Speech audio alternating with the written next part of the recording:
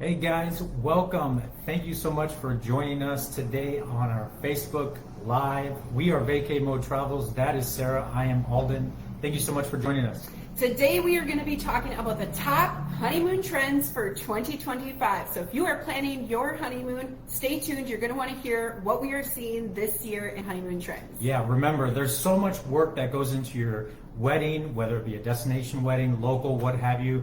And a honeymoon is a celebration of that first year, being married. It's a big getaway. You only get one honeymoon, so you want to get it right. Here are some of the trends that we're seeing. Absolutely, and there are 7 big trends that we are seeing in 2025. So the first one is people want to have more of a combination. So they want modesty and luxury in their honeymoon. Now, there's a little trick here for this. You don't want to start with the luxury resort and then go to a more modest resort where you have time to go out and explore and do adventures.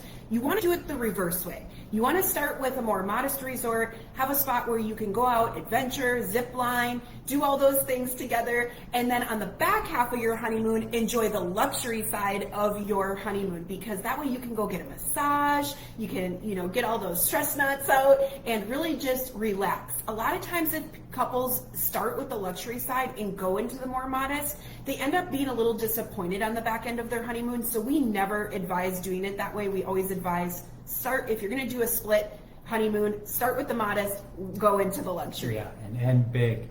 The second one we're seeing is sweet spot honeymoons. Couples are looking for that sweet spot mix of adventure, romance, and pampering. They want to be active during the day, do their excursions, and either stay on site where they can do that or go explore off-site, come back and enjoy that moment of romance, maybe have a beachfront dinner where they can reflect on the day's activities that they had, and then they usually want to block off that last day or two where they can just relax, have a spa day, pamper, have that last final breath before they get back to their normal day-to-day.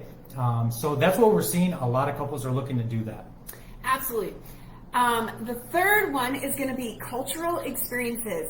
And if you do this right, there are a lot of resorts that have a phenomenal balance of luxury, romance, and the cultural experience. So that's always one of our goals when we meet with couples, is to understand what components are important to you and make sure we pick the resort that matches those. But cultural experiences are a huge part of honeymoon trends this year. People aren't going to destinations just to get a break. They want to experience the culture. They want to see it. They want to taste the different kinds of food. They want to explore and really embrace that experience. Yep. If they go to Mexico, they want to feel like they're in Mexico and not just in a glossy type resort. Or if they want to go to France, they want to know that they're definitely surrounded by the culture that they're choosing.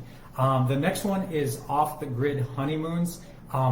People are looking for that off the grid space where they can just unplug, unwind. They don't care if they have Wi-Fi. They don't care if they have any communication to the outside world. They just want to disconnect. Some examples of this might be the Maldives or maybe the Dolomites, places in Italy, Tuscany, where they just want to get away, maybe a farm bungalow, something like that.